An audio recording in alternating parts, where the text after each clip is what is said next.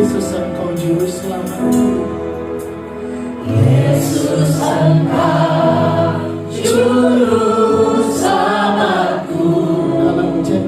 Dalam janji-Mu kemenanganku selamanya kan ku nyatakan besar setiamu Tuhan hidupku. Yesus Engkau juru selamatku. Dalam janji-Mu kemenanganku selamanya kan ku nyatakan besar setiamu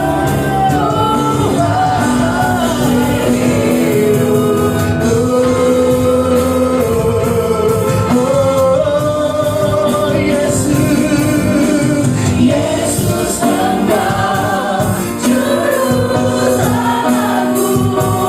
Dalam janji-Mu kemenanganku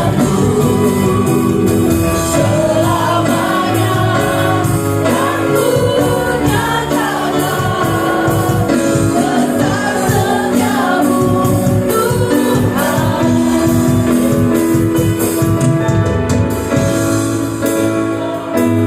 juru selamatku. Dalam janji-Mu kemenanganku selamanya kan ku nyatakan besar setiamu Tuhan hidupku.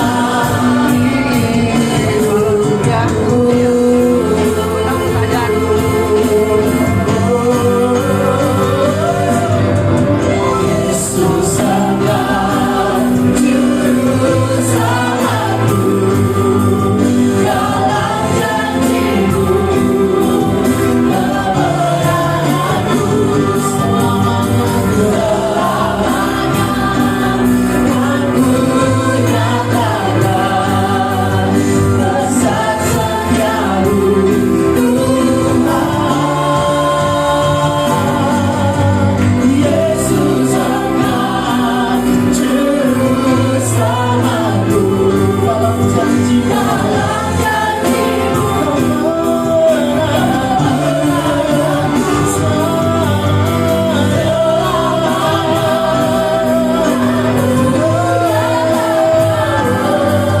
besar setiamu Tuhan.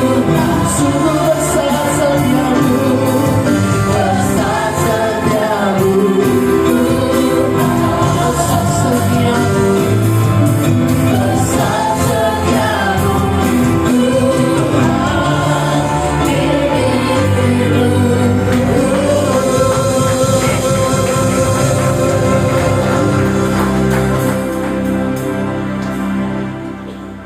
Inilah sukacita kami Tuhan. Terima kasih bahwa di dalam kebangkitan-Mu ada harapan baru. Di dalam kebangkitan-Mu Tuhan ada harapan baru Tuhan. Ada masa depan yang baru. Ada kehidupan yang baru. Terima kasih Tuhan. Kami bersyukur buat siang hari ini. Kami mau mendengarkan firman-Mu. Berbicaralah kepada kami. Ajari kami. Tuntun kami dalam kebenaran firman-Mu. Berkati hamba-Mu. Pakai hanya sebagai alat di dalam tangan-Mu. Kami siap mendengarkan firman-Mu di dalam nama Tuhan Yesus Kristus. Haleluya. Amin. Amin. Silakan duduk. Shalom. Puji nama Tuhan. Bapak Ibu Saudara yang dikasihi Tuhan. Nah, tema kita, tema Paskah kita tahun ini adalah bicara tentang the power of His resurrection. Nah, saudara yang tidak atau kuasa kebangkitannya, kuasa kebangkitan Yesus. Nah, saudara yang saya kasih, mari sama-sama kita perhatikan, kita lihat, kita buka Alkitab kita Filipi, kitab Filipi pasal yang ketiga ayat 10 dan 11. Filipi pasal 3 ayat 10 dan ayat yang ke-11. Kalau sudah dapat, mari kita baca bersama-sama Filipi 3 ayat 10 dan ayat yang ke-11. 3, 2, 1. Yang ku kehendaki ialah mengenal Dia dan kuasa kebangkitannya dan persekutuan dalam penderitaannya, di mana aku menjadi serupa dengan Dia dalam kematiannya, supaya aku akhirnya beroleh kebangkitan dari antara orang mati. Yang percaya katakan, nah, saudara yang dikasihi Tuhan, apa yang kita baca, nah ini adalah kerinduan, hasrat hatinya Paulus, keinginan terdalam dari Paulus. Dan bukan hanya itu saja, tapi dia mengajak gereja di Filipi, dia mengajak orang Kristen yang ada di Filipi supaya mereka bersama-sama dalam hidupnya, dalam percaya itu, dalam kehidupan sebagai orang percaya, yang harus mereka usahakan, yang harus mereka prioritaskan di dalam hidupnya, yaitu pertama, mengenal Dia, mengenal Yesus. Siapa Yesus yang mereka percayai? Siapa Yesus yang diberitakan oleh Paulus itu? Mereka mesti mengenal Dia dengan benar. Yang kedua adalah mengalami kuasa kebangkitannya. Nah, saudara yang dikasihi Tuhan, di dalam terjemahan lain, ya, terjemahan bahasa Indonesia masa kini, juga di dalam terjemahan bahasa sederhana, bahasa yang sederhana, mudah dimengerti. Nah, kata di sana digunakan mengalami kuasa kebangkitannya. Nah, itu yang kedua. Yang ketiga, Paulus juga berharap kepada gereja di Filipi supaya mereka juga mengambil bagian dalam persekutuan dalam penderitaan Kristus. Nah, Bapak Ibu yang dikasihi Tuhan, hari ini saya tidak membahas semua, tapi mari sesuai dengan tema, yaitu mengalami kuasa kebangkitan Kristus. Bapak Ibu, tadi saya katakan satu keyakinan, satu hal yang dikemukakan oleh Paulus, salah satunya adalah kita mau mengalami kuasa kebangkitan Kristus. Di dalam kebangkitan Kristus itu ada kuasa yang bekerja di sana. Nah, mari kita lihat bersama-sama apa sih yang dimaksudkan oleh Paulus. Kenapa dia bilang bahwa kita harus mengalami kuasa dari kebangkitan Kristus. Nah, di dalam kuasa kebangkitan Kristus itu punya dua dampak.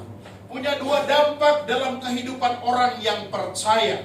Pertama, kuasa kebangkitan Kristus itu akan berbicara atau memberikan kepada kita tentang pandangan kebangkitan orang-orang mati pada akhir zaman, di mana Yesus datang kedua kali. Di situ orang yang percaya Tuhan yang sudah mati akan dibangkitkan dengan tubuh kemuliaan. Dan mereka yang masih hidup, tubuhnya, tubuh jasmani, tubuh dosa diubah menjadi tubuh rohani atau tubuh kemuliaan. Nah, Bapak Ibu Saudara yang dikasihi Tuhan, karena itu Bapak Ibu, kenapa Paulus bilang seperti itu? Nah, pada zaman itu di Filipi, bukan hanya Filipi tapi juga semua tempat, ada kelompok orang Yahudi yang tidak suka, yang tidak senang dengan ajaran itu, yang mengatakan bahwa dalam Yesus ada kebangkitan, dalam Yesus ada perubahan hidup. Nah, mereka tidak suka, kelompok orang Yahudi ini nggak suka bahwa mengatakan Yesus, di dalam Yesus ada kebangkitan orang mati. Jadi berita tentang kebangkitan itu atau kebangkitan orang mati itu selalu dicegah, selalu dilawan. Nah, saudara yang dikasihi Tuhan, dan di Filipi banyak orang yang kemudian mengalami tantangan itu. Tapi Paulus meneguhkan, Paulus memberikan kekuatan kepada jemaat Filipi ini, yang mengatakan bahwa kebangkitan Kristus itu mengerjakan sesuatu yang luar biasa. Salah satunya memberi harapan kepada kita bahwa orang-orang yang mati di dalam Tuhan, bahwa ketika Yesus datang mereka akan dibangkitkan. Mari kita lihat ayatnya, 1 Korintus 15. 1 Korintus pasal 15 ayat 22 dan 23. 1 Korintus pasal 15 ayat 22 dan 23. Nah, kita baca bersama-sama 1 Korintus 15 ayat 22 dan 23. 3, 2, 1. Karena sama seperti semua orang mati dalam persekutuan dengan Adam, demikian pula semua orang akan dihidupkan kembali dalam persekutuan dengan Kristus. Tetapi tiap-tiap orang menurut urutannya. Kristus sebagai buah sulung, sesudah itu mereka yang menjadi miliknya pada waktu kedatangannya. Bapak Ibu, jadi Paulus menjelaskan bahwa Kristus yang pertama bangkit. Kristus adalah buah sulung, artinya dia pertama bangkit dari kematian. Dia mengalahkan maut itu. Nanti setelah itu baru orang-orang yang percaya kepada dia atau milik kepunyaannya akan dibangkitkan. Nah, Bapak Ibu yang dikasihi Tuhan, ini berita sukacita. Satu berita sukacita yang diberitakan atau yang coba terus ditegaskan oleh Rasul Paulus di tengah-tengah perlawanan dari kelompok orang Yahudi itu. Nah, kita baca 1 Tesalonika pasal 4. 1 Tesalonika pasal yang keempat, kita baca di dalam ayat 16 dan 17. 1 Tesalonika 4 ayat 16, 17, 1, 2, 3. Sebab pada waktu tanda diberi, yaitu pada waktu penghulu malaikat berseru dan sangkakala Allah berbunyi, maka Tuhan sendiri akan turun dari sorga, dan mereka yang mati dalam Kristus akan lebih dahulu bangkit. Nah, Bapak Ibu yang dikasihi Tuhan, jadi ayat-ayat ini menegaskan, Paulus menekankan bahwa sekali lagi kebangkitan Kristus itu adalah harapan. Itu pengharapan dari orang percaya, pengharapan orang yang menjadi milik Tuhan. Salah satunya ketika dia mati di dalam Tuhan, waktu dia meninggal dunia di dalam Tuhan. Nah, pengharapannya adalah pada waktu Yesus datang kedua kali, dia akan dibangkitkan. Nah, saudara, mungkin orang bertanya, atau mungkin saudara pernah berpikir begini, orang mati dibangkitkan, lalu bagaimana dengan mereka yang misalnya di pesawatnya meledak, kemudian tubuhnya tuh nggak tahu kemana-mana, begitu dagingnya terputus-putus, terus waktu dibangkitkan bagaimana caranya? Atau mereka yang tenggelam di laut kemudian dimakan sama ikan habis-habisan begitu, terus bagaimana mereka bangkit? Nah, saudara yang dikasihi Tuhan, tapi Alkitab bilang bahwa mereka yang percaya Tuhan, mereka yang menjadi milik kepunyaan Tuhan, pada akhirnya waktu Yesus datang kedua kali, pasti mereka hidup. Sekalipun tubuhnya hancur, sekalipun tubuh mungkin dibakar jadi abu, tapi Yesus datang kembali, tubuh itu akan dibangkitkan kembali, akan dihidupkan kembali.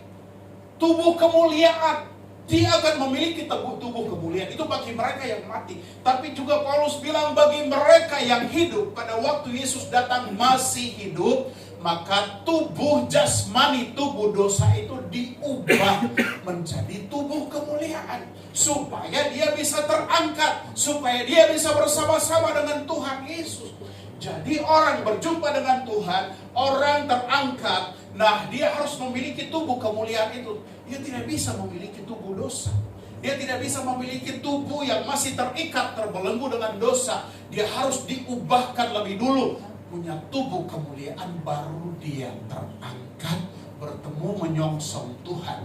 Nah, jadi Bapak Ibu Saudara yang saya kasih di dalam nama Tuhan, jadi apa yang Paulus tegaskan, kerinduannya yaitu mengenal atau mengalami kuasa kebangkitan Kristus. Artinya pertama dia menunjukkan bahwa inilah harapan, inilah kuasa, ini dampak dari kebangkitan Kristus. Orang-orang yang mati di dalam Tuhan, mereka akan dibangkitkan bersama Tuhan.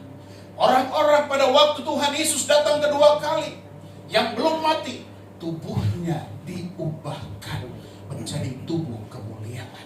Nah, itu berita sukacita yang pertama. Arti dari perkataan tadi, mengalami kebangkitan Kristus. Yang kedua, arti kedua adalah Paulus sedang juga menekankan tentang kebangkitan dari hidup yang lama kepada hidup yang baru.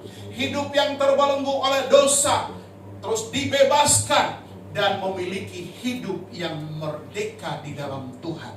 Bapak Ibu Saudara yang dikasihi Tuhan, dampak atau kuasa dari kebangkitan Kristus itu akan mengerjakan dalam hidup kita. Waktu seseorang menerima Tuhan, Waktu seseorang percaya Tuhan atau menerima, mengakui Yesus sebagai Tuhan dan Juru Selamat di dalam hidupnya, maka akan terjadi perubahan. Itulah yang disebut kebangkitan. Kebangkitan artinya bahwa hidupnya yang lama, kehidupan yang lama itu ditinggalkan, kehidupan yang lama itu dihancurkan, kehidupan yang lama itu dimusnahkan. Kemudian muncul kehidupan yang baru. Nah, Bapak Ibu yang dikasihi Tuhan, memang ketika kita menerima kehidupan yang baru, supaya kita sempurna seperti Tuhan Yesus, nah itu adalah sebuah proses perjalanan. Tapi kebangkitan Kristus memberi kita harapan, memberi kita keyakinan bahwa di dalam Yesus ada perubahan hidup. Bapak Ibu, kita masih mengalami ini dalam hidup kita. Nah, saya senang ada sebuah kesaksian. Ini kesaksian di TikTok, Bapak Ibu. Nah, ada satu keluarga ini suaminya orang Chinese, istrinya orang Bandung. Nah, suaminya Konghucu, istrinya Muslim. Nah, Bapak Ibu yang dikasihi Tuhan, dia bersaksi begini. Dia bersaksi mereka punya 3 anak. Nah, anak ini dari kecil dididik dengan tegas, dengan mengikuti ajaran aturan mamanya, karena mamanya Muslim, dia dididik dalam kehidupan Muslim sampai mereka besar. Suatu ketika anak ini sudah besar, mau disekolahkan, dimasukkanlah di sekolah Muslim. Tapi kemudian mereka dibully di sekolah. Anak ini karena memang dia wajah mirip bapaknya, matanya sipit, badannya putih, jadi kemudian kok sipit kok masuk ke sini. Nah, jadi kira-kira begitu dibully, dikata-katain segala macam, akhirnya anak itu trauma. Dia trauma, dia nggak mau sekolah lagi di situ. Mamanya kaget, kok kenapa begini? Pindahin homeschooling, bukannya tambah benar, tambah kacau lagi. Nah, kemudian akhirnya dia masukkan di sebuah sekolah Kristen. Waktu dia masukkan di situ, nah anaknya nyaman. Satu waktu anaknya bilang, anaknya yang besar, 3 orang anak, yang 2 sudah besar, 1 masih kecil. Yang besar ini bilang sama mamanya begini, dia bilang, "Ma, boleh nggak aku ikut agama Kristen?" Wah, itu mamanya seperti syok. Dia syok dengar anaknya bilang, "Aku mau ke gereja, aku mau jadi Kristen." Nah, saudara yang dikasihi Tuhan, tapi saya menarik tuh jawaban mamanya tuh luar biasa. Mamanya tuh bilang begini, "Ma, agama itu bukan paksaan." Satu. Yang kedua dia bilang, agama itu bukan warisan. Nah, poin itu yang sebenarnya saya mau tegaskan kepada saudara. Ada banyak orang Kristen jadi Kristen karena terpaksa, karena dipaksa. Sebaliknya juga, yang kedua, ada orang jadi Kristen karena warisan orang tua. Orang tua Kristen, anak Kristen, cucu Kristen, cincin Kristen,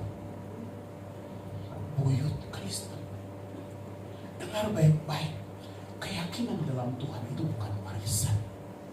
Kita percaya Yesus tidak bisa diwariskan. Itu keputusan pribadi seseorang.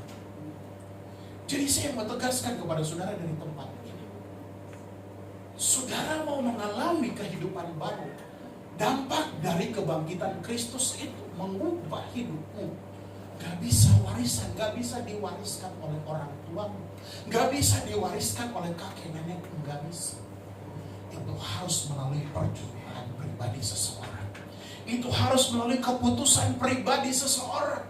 Dia mesti berjumpa dengan kasih karunia Tuhan. Dia mesti mengalami kasih karunia Tuhan, baru hidupnya diubahkan. Hidup yang lama menjadi hidup yang baru. Ada pertobatan di sana, ada kelahiran baru yang terjadi di situ. Nah, itu dampak dari kebangkitan Kristus. Dia mengubah kehidupan, diberi hati yang baru. Yehezkiel pasal yang ke-36. Yehezkiel pasal 36 ayat yang ke-26 dan 27. Yehezkiel 36 ayat 26 dan 27. Kita baca bersama-sama Yehezkiel pasal 36 ayat 26 dan 27, dikatakan begini. 3, 2, 1. Kamu akan kuberikan hati yang baru dan roh yang baru di dalam batinmu, dan aku akan menjauhkan dari tubuhmu hati yang keras, dan kuberikan kepadamu hati yang taat. Rohku akan kuberikan diam di dalam batinmu, dan aku akan membuat kamu hidup menurut segala ketetapanku, dan tetap berpegang pada peraturan-peraturanku dan melakukannya. Tuhan berjanji, di sini janji Tuhan belum digenapi kepada orang Israel, tapi Yehezkiel bernubuat nanti satu waktu Juru Selamat itu datang, Yesus datang, di dalam Dialah ayat ini digenapi. Orang yang percaya kepada Dia diberikan hati yang baru. Orang yang menerima Yesus sebagai Tuhan dan Juru Selamat diperbaharui batinnya. Hati yang keras diubahkan, diberi hati yang lembut. Kemudian Allah memberikan rohnya tinggal di dalam kehidupan orang yang sudah diperbaharui. Jadi Bapak Ibu Saudara yang dikasihi Tuhan, tadi saya bilang, ingat baik-baik, keyakinan percaya Yesus itu tidak bisa diwariskan, tapi itu harus menjadi keputusan pribadi seseorang. Dia harus membuka hati, dia harus menerima kasih karunia Allah itu, baru dia bisa mengalami perubahan hidup itu. Kuasa kebangkitan Kristus itu bekerja di dalam dia, memberi hati yang baru. Bukan hanya hati yang baru, tapi tubuhnya, tubuh dosa ini, tubuh daging ini akan kemudian, kalau roh Allah tinggal di dalam kita, maka Dia akan melatih kita buat taat. Dia akan membimbing kita untuk taat kepada Tuhan, melakukan perintah Tuhan. Saudara yang saya kasih dalam nama Tuhan Yesus Kristus, ini juga sesuai dengan apa yang tertulis dalam kitab Injil Yohanes 1 ayat 12 dan 13. Mereka yang menerima Dia diberi kuasa menjadi anak Allah. Mereka yang diperanakan, dilahirkan bukan dari darah dan daging, bukan juga oleh karena keinginan seorang laki-laki, tapi dilahirkan dari Allah. Mereka mengalami. Jadi inilah dampak dari kebangkitan Kristus, mengubah hidup kita. Bapak Ibu, kita mesti mengalami ini dalam hidup kita. Kalau dampak kebangkitan Kristus tidak terjadi dalam kita, saya kasihannya begini. Tiap tahun kita merayakan Paskah, tapi dampaknya nggak ada untuk hari-hari hidup kita. Dan dalam kehidupan orang Kristen banyak seperti itu. Banyak kehidupannya masih dikuasai oleh rasa takut, masih dikuasai oleh persoalan, masih terus dibayang-bayangi oleh dosa. Saudara yang dikasihi Tuhan, kalau kuasa kebangkitan Kristus itu sudah memulihkan kita, memperbaharui kita, maka ada kekuatan, ada kuasa, ada kasih bekerja di dalam hidup kita, untuk kita dapat melawan segala masalah, untuk kita dapat menghadapi segala cobaan di dalam hidup ini. Jadi jangan heran banyak orang Kristen, tadi saya bilang, kalau Kristen warisan, maka ketika kau menghadapi masalah, kau hadapi pergumulan dalam hidupmu, maka yang akan terjadi adalah, Tuhan, tolong saya, Tuhan, kok begini sih, Tuhan, kok masalahnya banyak ya. Padahal dia enggak mengerti, Yesus bangkit untuk menyelesaikan masalahmu. Yesus bangkit untuk memberikan kau kemenangan. Masalah boleh datang, masalahmu boleh berat, tapi masalah apapun tidak lebih besar dari kuasa kebangkitan Kristus. Kebangkitan Kristus mematahkan, menghancurkan masalahmu. Masalah apapun yang saudara hadapi dalam hidup ini, ingat, kebangkitan Kristus memberi kuasa untuk menaklukkan masalah, untuk menundukkan masalahmu, untuk membuat masalah ada di telapak kakimu. Itu dampak kebangkitan Kristus. Kalau saudara tidak pernah menghadapi seperti itu, sekali lagi tadi saya katakan, saudara akan menjadi orang Kristen yang hari-hari hidupmu itu penuh persoalan, dan saudara tidak mampu bagaimana menyelesaikan. Saudara tidak mampu bagaimana supaya mengatasi masalah, pergumulan, persoalan yang datang dalam hidupmu. Dan yang ada semua cuma hanya bisa mengeluh, dan selalu mengeluh terus. Bukan hanya mengeluh untuk dirimu sendiri, tapi ketemu orang lain juga. Yang saudara bawa adalah keluh kesah. Ketemu orang mengeluh, ketemu orang lain mengeluh. Akhirnya lama-lama semua orang jadi orang yang suka keluh kesah, yang suka berkeluh kesah, mengeluh terus. Nah, ingat baik-baik, kuasa kebangkitan Kristus, Dia mengatasi persoalan. Dia sudah menghancurkan. Ingat, maut sudah dikalahkan. Paulus bilang begini dalam 1 Korintus pasal 15, dia bilang, maut sudah dikalahkan dalam kemenangan. Hai maut, di manakah kemenanganmu? Hai maut, di manakah sengatmu? Paulus bilang, maut itu sudah dikalahkan melalui kebangkitan Kristus. Kuasa dosa itu sudah dihancurkan. Nah, Bapak Ibu yang dikasihi Tuhan, demikian juga dalam kehidupan kita. Ingat baik-baik bahwa Tuhan memberikan rohnya di dalam kita. Dalam Roma pasal 8 ayat 11, coba kita baca Roma 8 ayat yang ke-11. Roma 8 ayat 11 dikatakan seperti ini. Kita baca bersama-sama Roma 8 ayat yang ke-11. 3, 2, 1. Dan jika roh Dia yang telah membangkitkan Yesus dari antara orang mati diam di dalam kamu, maka Ia yang telah membangkitkan Kristus Yesus dari antara orang mati akan menghidupkan juga tubuhmu yang fana itu oleh rohnya yang diam di dalam. Katakan, saudara yang dikasihi Tuhan. Jadi kuasa kebangkitan Kristus itu satu, Dia mengubah kehidupan kita menjadi baru. Kemudian dalam hidup yang baru itu Dia memberikan rohnya tinggal di dalam kita. Kalau rohnya tinggal di dalam kita, Paulus bilang, roh itu yang membangkitkan Yesus dari kematian. Maka Dia akan menghidupkan tubuhmu yang fana itu. Tubuh dosamu itu akan dihidupkan. Segala sikap, segala sifat, segala karakter dosa di dalam hidupmu, roh itu bekerja untuk mematikan sifat dosa dalam hidupmu.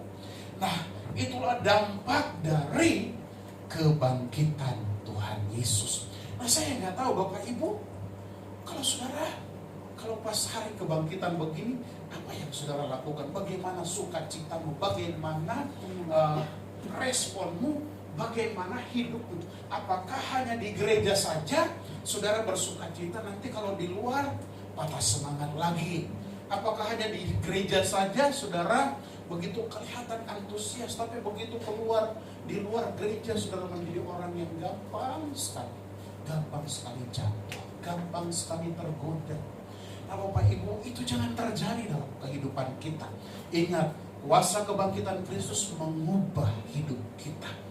Saudara, reaksi kita, respon kita kepada kebangkitan Kristus. Saya punya video singkat. Silakan Mas Latif bisa tolong putarkan.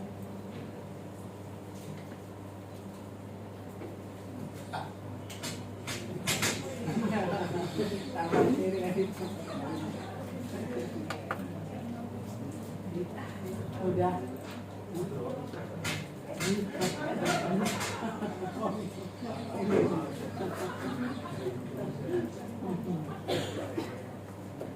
Satu lagi.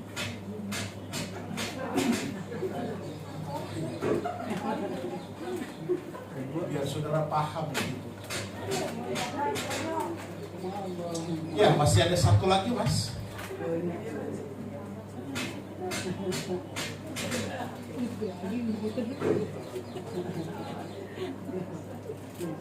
Udah cukup. Jangan itu terus. Videonya dikeluarin dulu, Mas. Satunya lagi. Nggak masuk. Nah, ini foto.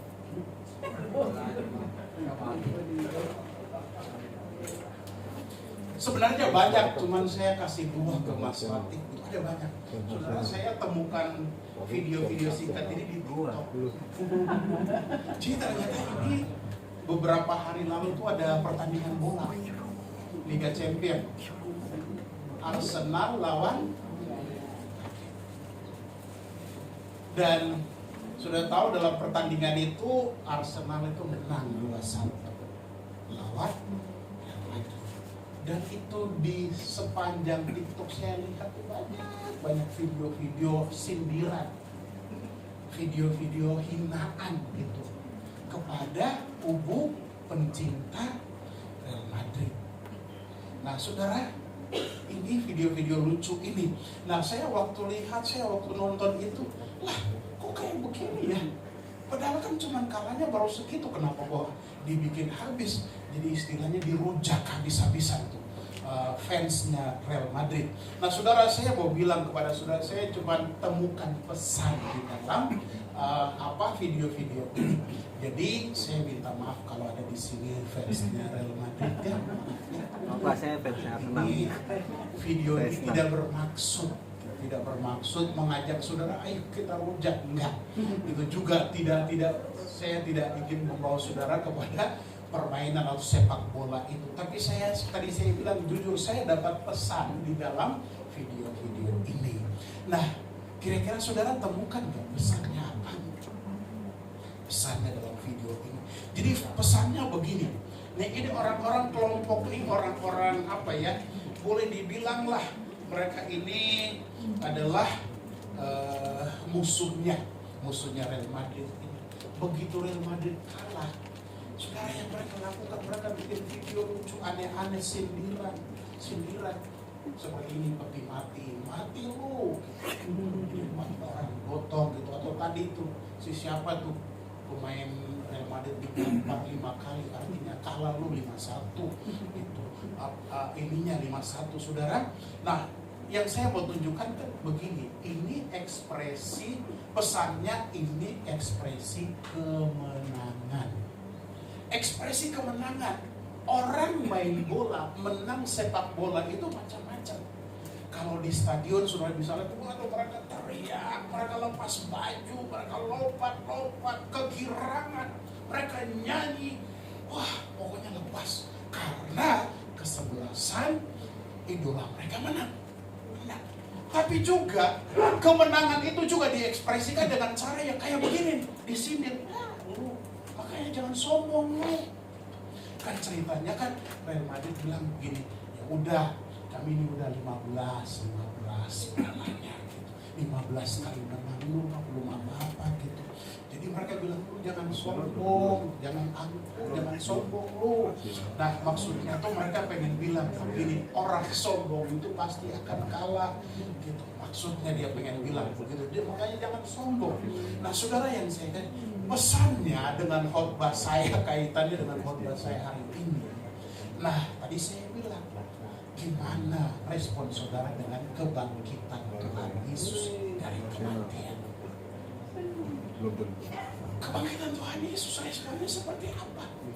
Tadi saya bilang, wah kalau orang main bola menang kesebelasan idola, wah dia buka baju, telanjang di stadion itu, dia lompat, dia nyanyi, dia bersorak-sorak, banyak hal. Tapi juga karena saking senangnya dia hina, dia rendahkan, dia ejek kesebelasan yang kalah.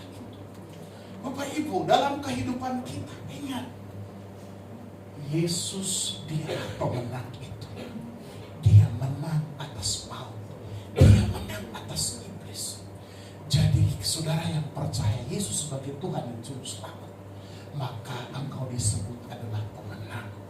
Orang-orang yang menang lebih dari pemenang. Nah sebagai pemenang apa sikap? Sikapmu bagaimana? Apakah dalam hidup engkau akan tetap bersuka cita?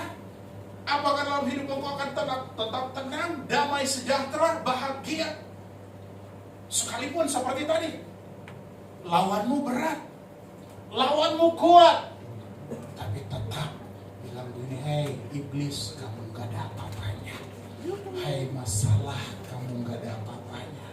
Hai penderitaan, hai kesesakan, hai masalah pergumulan, gak ada apa-apanya. Karena Yesus sudah memberi kemenangan itu. Nah Bapak Ibu Saudara yang dikasihi Tuhan, nah kita perlu punya sikap seperti ini. dalam hidup kita. Tadi saya bilang, kalau saudara lagi di rumah lagi marah, saudara di rumah misalnya lagi suntuk gitu aja, bilang aja, udah kalah. Yesus sudah kalahkan persoalan. Yesus sudah kalahkan pergumulan. Apa sih yang berat dalam hidupmu? Apa sih yang membuat sampai hidupmu gak mampu sampai sekarang, gak mampu bangkit? Apa sih masalah dalam hidup yang membuat engkau jatuh sampai tergeletak kegulingan begitu? Apa sih? Ingat, Yesus dia sudah mengalahkan persoalan. Yesus dia sudah mengalahkan pergumulan. Karena itu di dalam hidupmu ingat baik-baik, waktu kau hadapi masalah, waktu kau menghadapi tekanan, waktu kau menghadapi apapun pergumulan dalam hidupmu, selalu bilang begini, aku lebih dari pemenang. Bilang kepada masalahmu, Yesus sudah mengalahkanmu. Bilang kepada segala kesesakan yang datang dalam hidupmu, penderitaan, bilang Yesus sudah mengalahkan. Nah, iman seperti itu, iman seperti itu yang mesti kita miliki. Itu dampak dari kebangkitan Kristus harus terjadi dalam hidup kita seperti itu. Jangan Yesus bangkit mengalahkan maut, tapi orang yang percaya cengeng semua, hadapi masalah dia nangis, hadapi masalah kabur, hadapi masalah berantem, hadapi masalah kemudian macam-macam pergumulan, macam-macam sikap dan respon. Dan saya berharap ini jemaat GBI Rock di tempat ini ingat, kalau punya masalah, hadapi dengan keyakinan Yesus sudah memberiku kemenangan. Yesus sudah mengatasi segala pergumulan. Sekali lagi, jemaat GBI Rock dia Gaji Bodas. Saya pengen nanti tahun-tahun ke depan begitu, saya pengen dia keren. Hadapi masalah, tahu nggak takut. Hadapi pergumulan nggak takut. Dengan senyum, dengan sukacita, karena dia tahu Yesus sudah memberikan kemenangan kepadaku. Yesus sanggup, bersama Yesus aku sanggup melakukan, aku sanggup menyelesaikan semua persoalan. Nah, itulah berita tentang kebangkitan Yesus. Jadi saya ulangi, saya ringkas dua hal apa yang dikatakan oleh Paulus mengalami kuasa kebangkitannya. Pertama, bicara tentang orang yang percaya kepada Tuhan, mati di dalam Tuhan. Pada waktu Yesus datang kedua kali, mereka akan dihidupkan, dibangkitkan kembali, menyongsong Tuhan. Atau yang kedua, orang yang masih hidup waktu Yesus datang, tubuhnya diubahkan dari tubuh dosa kepada tubuh kemuliaan, supaya dia terangkat bertemu dengan Tuhan, berjumpa dengan Tuhan. Yang kedua adalah dampak dari atau kuasa dari kebangkitan Tuhan Yesus itu adalah mengubah kehidupan kita. Mengubah dari hidup yang lama, hidup yang hancur, hidup yang tidak taat, hidup yang selalu berontak kepada Tuhan, hidup yang melawan Tuhan, hidup yang tidak setia kepada Tuhan, diubahkan oleh Tuhan. Akan menjadi orang yang setia, orang yang taat, orang yang selalu mengasihi Tuhan, yang mau dipimpin Tuhan, yang mau tunduk kepada pimpinan Tuhan, tunduk kepada firman Tuhan dalam hidup. Itu yang akan dikerjakan Tuhan. Itulah kuasa kebangkitan itu. Bapak Ibu Saudara yang dikasihi Tuhan, jadilah pemenang. Jadilah orang-orang yang lebih dari pemenang. Katakan kepada saudara di kiri kanan, kamu pemenang. Kamu lebih dari pemenang.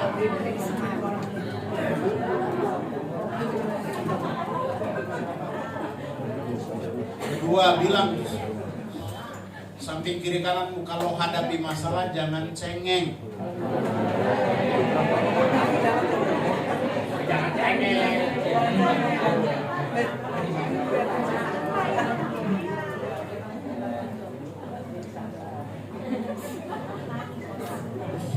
Yesus itu sumber kekuatan kita.